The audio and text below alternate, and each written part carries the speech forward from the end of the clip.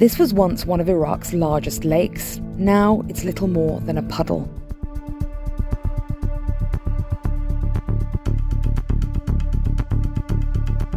During the sandstorms, I feel suffocated. It feels hard to breathe and my mood changes.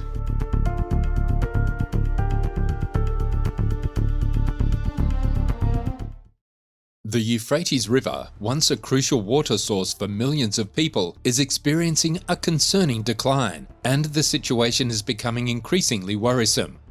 For millennia, this river has sustained the region, but now an unsettling occurrence is unfolding, seemingly bringing an ancient prophecy to fruition. This isn't solely attributed to climate change or global warming. There is a more ominous force at work. Deep within the dry riverbed, peculiar and ancient discoveries have been unearthed, leaving the world astonished.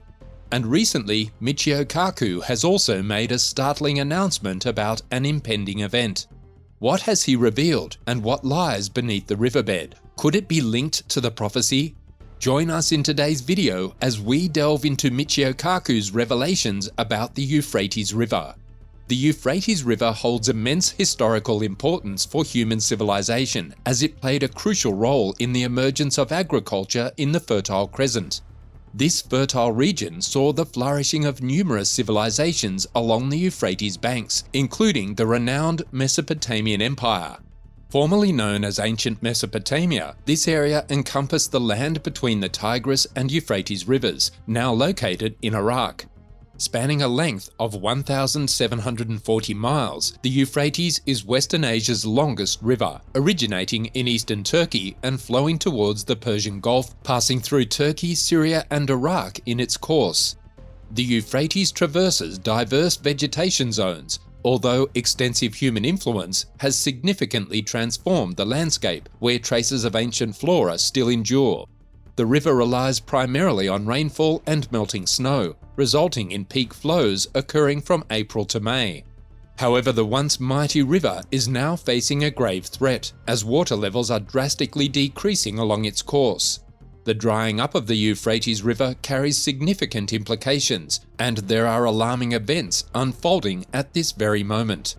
The river, which was once a vibrant source of sustenance and prosperity for millions of people, has transformed into a desolate expanse. Its exposed riverbed is scorched by the relentless sun, leaving behind parched soil and abandoned agricultural lands.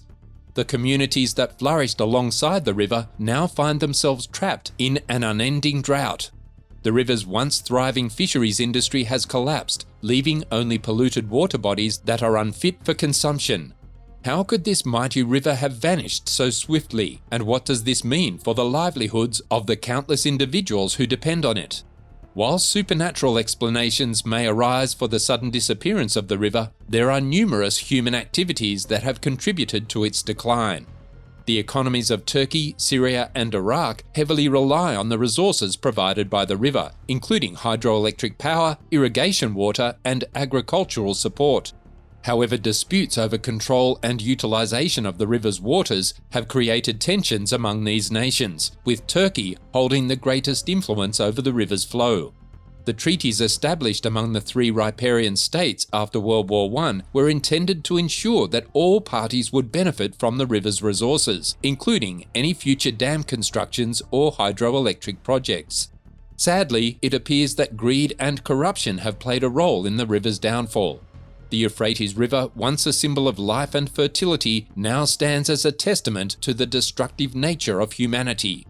In the 1970s, Turkey embarked on an ambitious plan called the Southeastern Anatolia Project, GAP, to harness the waters of the Tigris and Euphrates for irrigation and hydroelectricity production, as well as to stimulate economic growth in the southeastern districts of the country.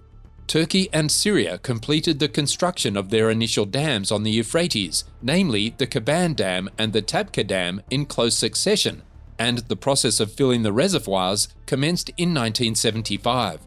Concurrently, the region faced a severe drought, leading to a significant reduction in the flow of the river towards Iraq, declining from 15.3 cubic kilometers in 1973 to 9.4 cubic kilometers in 1975. This situation triggered an international crisis, with Iraq issuing threats to bomb the Tabqa Dam. After the intervention of Saudi Arabia and the Soviet Union, Syria and Iraq eventually engaged in negotiations and reached an agreement. The establishment of dams and irrigation projects along the Euphrates has had a profound impact on the ecology and society of each riparian country. Subsequently, the construction of dams as part of the southeastern Anatolia project in both the Euphrates and Tigris River basins has resulted in the displacement of millions of people.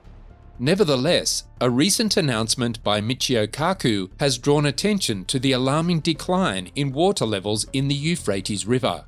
Kaku revealed that the flow rate from Turkey to Syrian territory is now less than 200 cubic meters per second, which is less than half of the agreed-upon amount set in 1987 between the two nations. Supporting his claims, he shared photographs on Twitter that depict a significant portion of the riverbed completely dried up, transforming formerly vital areas into barren desert lands. Images captured at the Rojava Dam, Tishrin, the second largest dam on the Euphrates River in Syria, clearly show the substantial decrease in the river's water volume. Turkey, which has long exploited the Euphrates as a tool against Syria, effectively controls the flow of water into Iraq and Syria. Kaku emphasized that as per the 1987 agreement between Damascus and Ankara, Turkey should provide Syria with 500 cubic meters of water per second.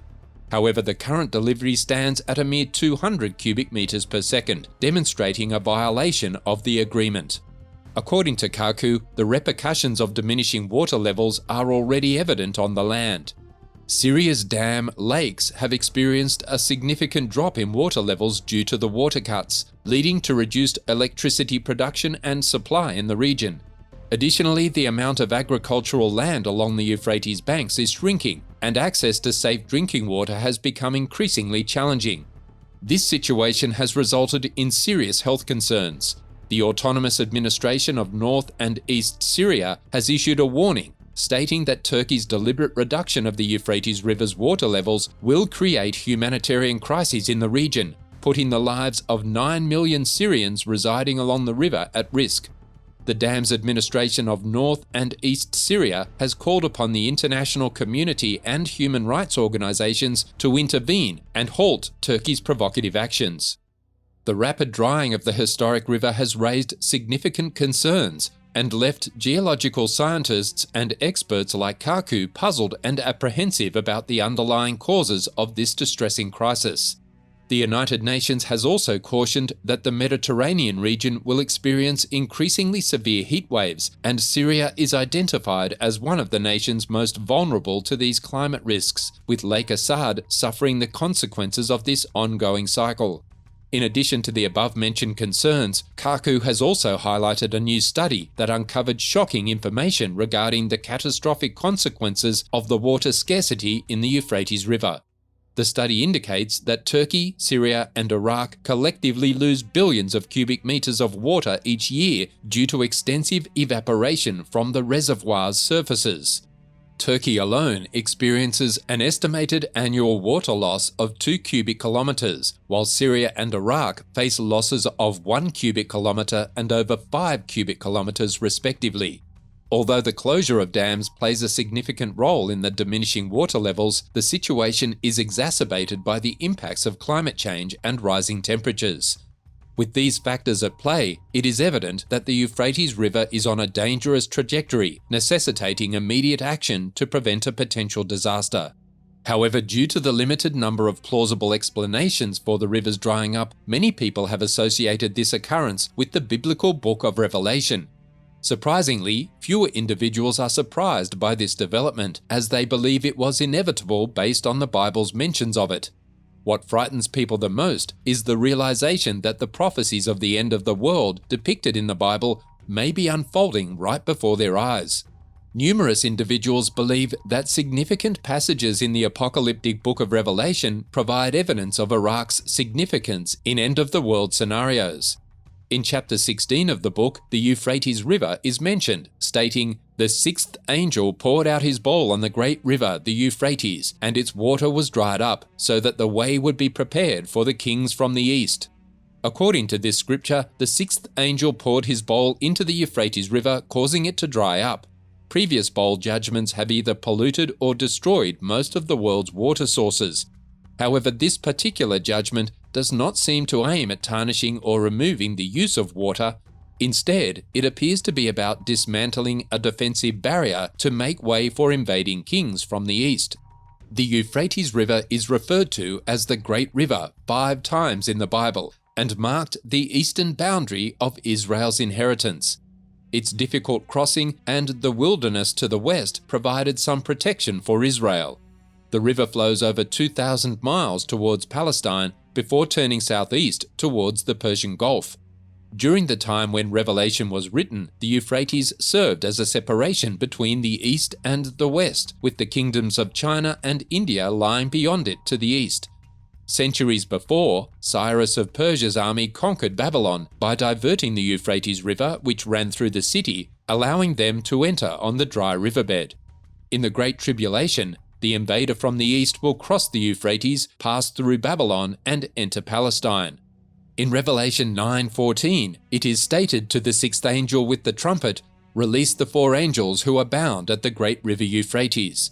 The meaning of this instruction is not explicitly explained.